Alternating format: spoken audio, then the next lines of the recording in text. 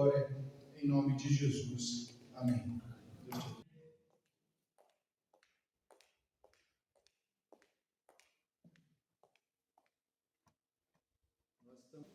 E graças a Deus por todas as famílias desta igreja. Vamos abrir nossa Bíblia em Primeira Epístola de Pedro, capítulo 3. E aqui Pedro fala: mulheres, sede vós igualmente submissas ao vosso próprio marido. Não é para ser submissa a todos os homens do mundo, a todos os homens da igreja, não é nada disso. Mas submissa ao próprio marido. E o desdobramento disso é muito interessante. Mas primeiro vejamos as partes. O que é submissão? A mulher, o próprio nome mulher, lá no hebraico, o texto é grego, mas lá no texto hebraico, o homem foi criado então o homem é a imagem de Deus. A palavra homem é ish. A mulher é ishá. O próprio nome da mulher deriva do nome do homem, o próprio corpo da mulher deriva do corpo do homem. Então, criar, formada a mulher a partir dela. A mulher foi formada primeiramente a partir do barro. Ela foi feita de barro, mas mediante um homem que já estava de carne, feito de carne, tornado-se carne. E ela faz parte do corpo. O pacto é selado com o homem, com Adão, com Ish, homem. E é do homem Ish que Deus reclama a aliança. Mulheres, sede vós igualmente, como eu falei antes, obrigado, submissa a seu próprio marido, para que se ele ainda, caso ele não obedeça a palavra, então seja ganho sem palavra alguma. Quer dizer que não é não pregar, tá? Mas é evitar de ficar falando. Eu vou contar alguns exemplos agora. Então, por meio do procedimento de sua esposa, uma crente não pode casar com um descrente, um crente não pode casar com uma descrente. Por quê, meus irmãos? Por causa do desdobramento das aflições, da falta de compreensão desses dois mundos que vão se chocar o tempo inteiro. E para que você não seja uma só carne com alguém que não é carne de Cristo, não faz parte do corpo de Cristo. Então, aqui nós vemos que caso a mulher venha para a igreja, mas ele não seja da igreja, ela deve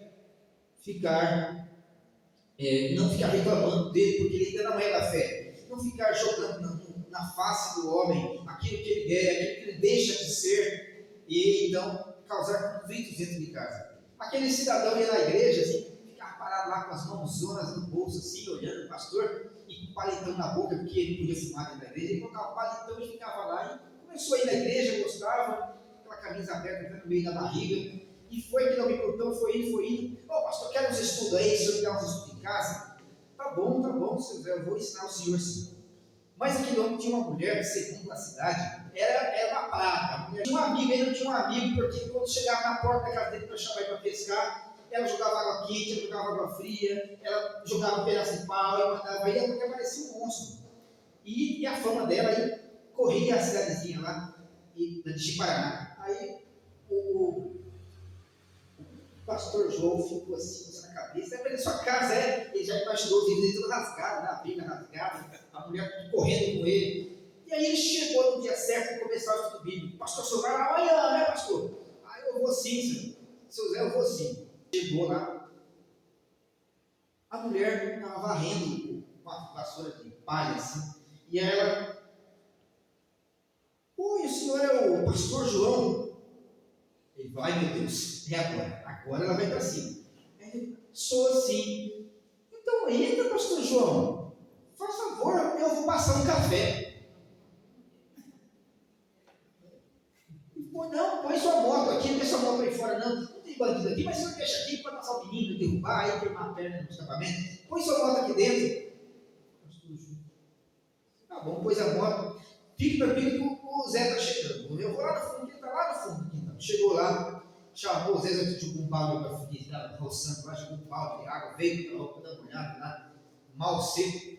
Aí, ô pastor, tudo bem? Como é que a mulher está? Não, a mulher está bem.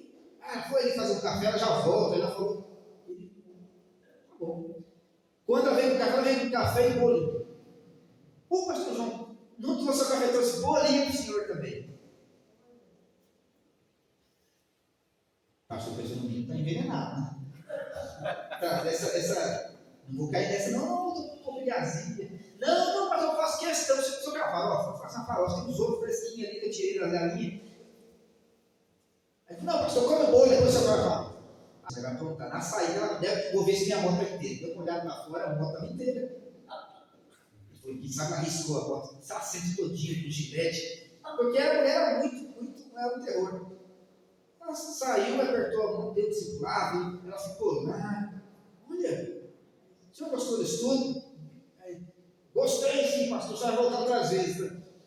Ele olhou para a mulher, minha senhora, ô pastor, muito bom, quando o senhor quiser, você pode voltar. Está bem, pastor? Aí apertou a mão dele, depois precisa conversar com o senhor, viu, José? Chegou lá na quarta-feira, dia de estudo bíblico. O pastor estava na porta esperando. Ele chegava sempre mais cedo, o seu Zé. Seu Zé, o que aconteceu? Estou muito decepcionado com o senhor. O senhor difamou sua mulher por todo lado, todo mundo pensa que ele é uma peste, que ele é uma praga, que ela não vale nada. E o senhor, eu estou com vergonha do senhor, tanto que o senhor mentiu, seu Zé. Não menti não, pastor. Mas como a mulher, aquela mulher, todo mundo que a mulher daquela, rapaz, esse pastor fala coisa do senhor. Tudo que eu falei para o senhor é verdade. Mas eu falei para ela, eu gosto do senhor sabe, eu sou um na roça, eu gosto mesmo. Eu falei para ela, se ela maltratar o senhor, eu ia dar uma surra nela de facão, eu ia bater nela, jogar, arrancar o cabelo dela. A mulher não é esse tipo de submissão forçada que a Bíblia diz, é submissão por amor, não é submissão porque está ameaçado de morte.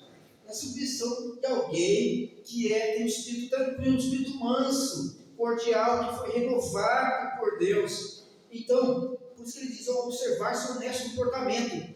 Então, a mulher deve ser submissa, não por ameaça, por tristeza, por coação. Deus requer da mulher que ela seja uma mulher companheira do homem. Ela não pode, na linguagem da psicologia e psicanálise, ela não pode castrar, quer ser a mãe do marido dela. Ela tem que ser a esposa. Ela tem que ser a esposa do marido. Ela tem que continuar com o seu papel de governanta da casa, como elas fazem muito bem, né? Aí difícil falar outra coisa, mas ela tem que ter a doçura de uma esposa e saber o seu papel no lar, saber o seu papel de esposa. Aí, então o marido começa a perceber que ela realmente foi diferente de tudo aquilo que as mulheres do mundo costumam ser. E é claro, submissão não é submissão total, porque a exclusão é aquilo que a lei te proíbe de fazer, inclusive também o que Deus te proíbe a mulher de fazer. Então não é que a mulher tem que ser submissa e topar qualquer parada que o marido diga para ela. Mas, assim que o homem entra com um assunto que é contra a vontade de Deus para o casamento deles, obviamente ela tem o dever moral e espiritual de dizer não. Isso a palavra de Deus não permite que eu faça.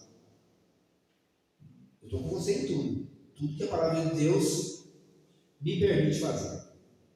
Então a submissão é uma submissão que primeiro submissa a Deus, depois, como ele vinha falando antes, ao seu marido. E isso vai trabalhando no coração daquele homem. Eu conheci vários casais que a mulher não era crente e o marido foi ganho para Jesus com a oração, com a pregação apropriada, não saturar a casa de evangélico tentando fazer culto para o marido se converter, mas uma forma equilibrada de ser uma mulher de Deus.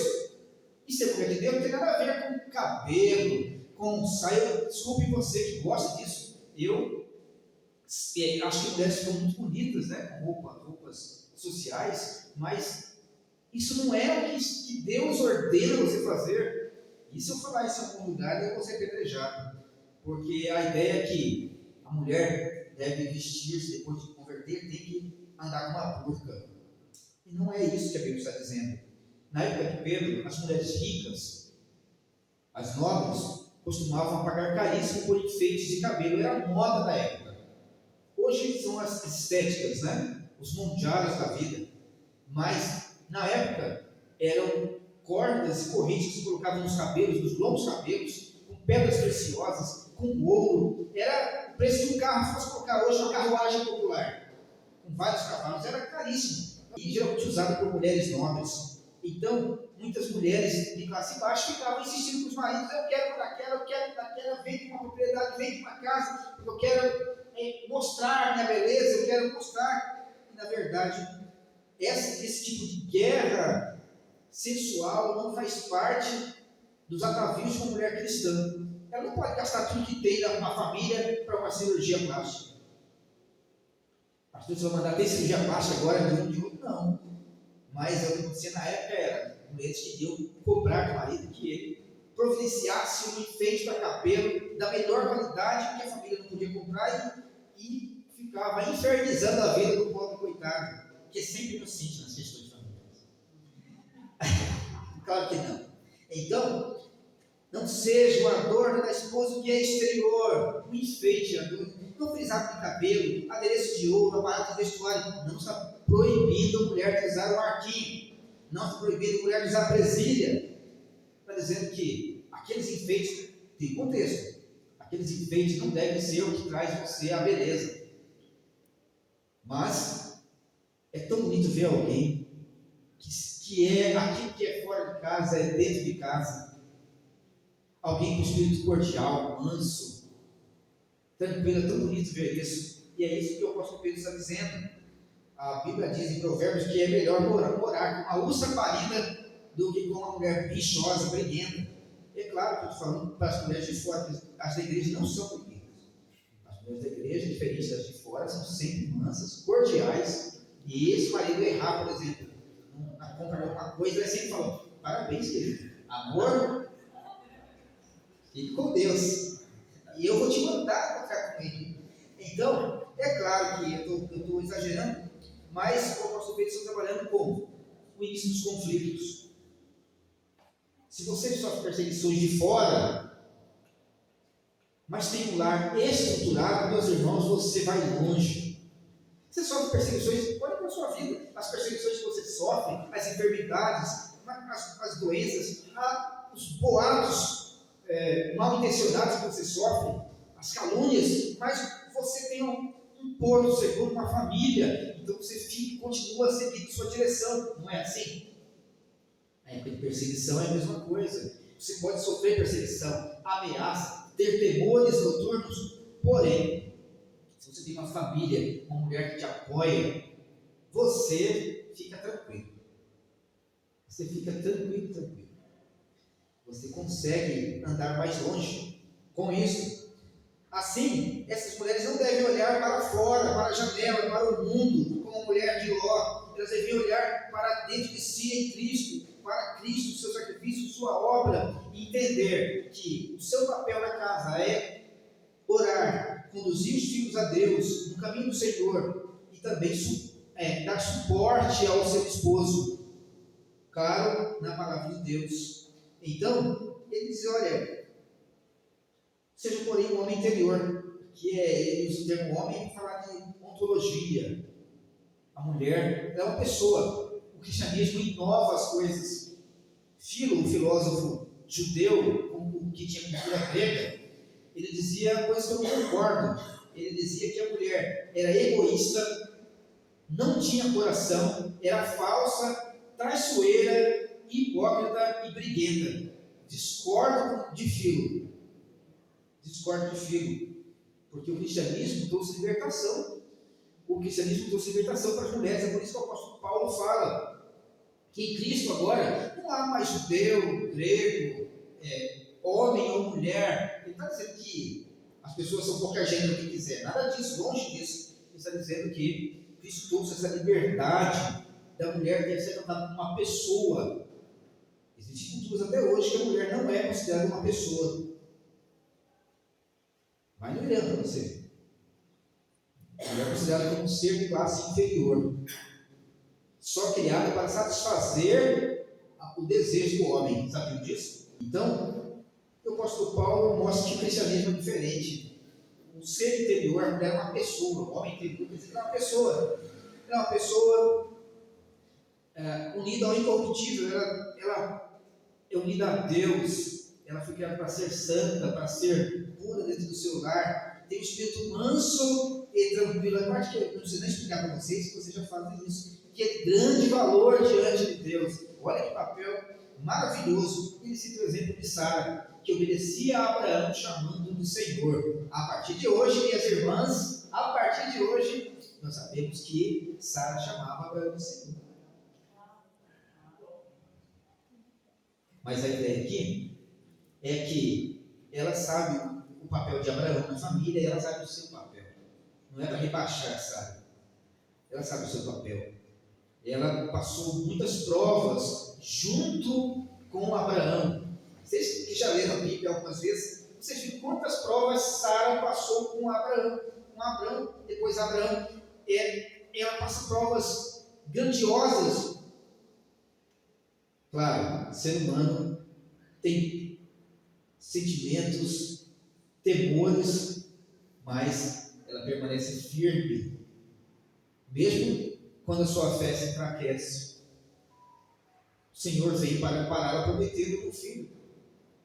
Então, minhas irmãs, as mulheres são chamadas de santas que esperam em Deus, mas é a mulher que ora pelo marido, que não fica praguejando, que não fica lançando pedra nele, que o mundo já joga bastante pedra nas pessoas, nos homens, nos chefes de família, mas ela ora por ele, ela ensina os filhos. A carta de Colossenses, a carta gêmea de Efésios e Colossenses, fala que a mulher, ela de fato, ela tem essa submissão escrita no seu coração.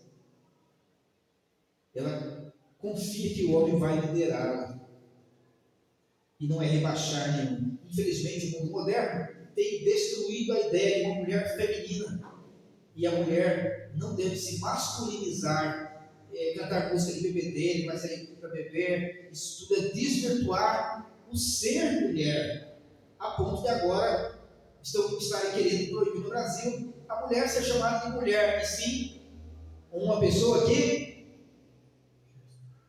gesta, e outros termos mais incomuns. Não, mulher é mulher e ela tem o seu papel definido por Deus e também pela biologia. Não só por Deus, mas Deus é o Senhor da biologia, e a biologia também tem papel definido para o ser mulher. Então, meus irmãos, para não falar que eu estou só apando as irmãs aqui nesta noite, para que vocês não saiam correndo para casa, então nós vimos Pedro falando: olha, então Sara obedeceu chamando o Senhor, e ela não teve perturbação alguma. É aquela mulher lá de Provérbios que tem garra, que levanta, que cuida da casa, que não é empurrada para passar uma roupa, que não deixa o marido sair amassado, parecendo uma nota de 5. Ela é uma mulher que colabora com o seu lar alegremente, educa seus filhos e faz com que a família seja um doce para aquele homem.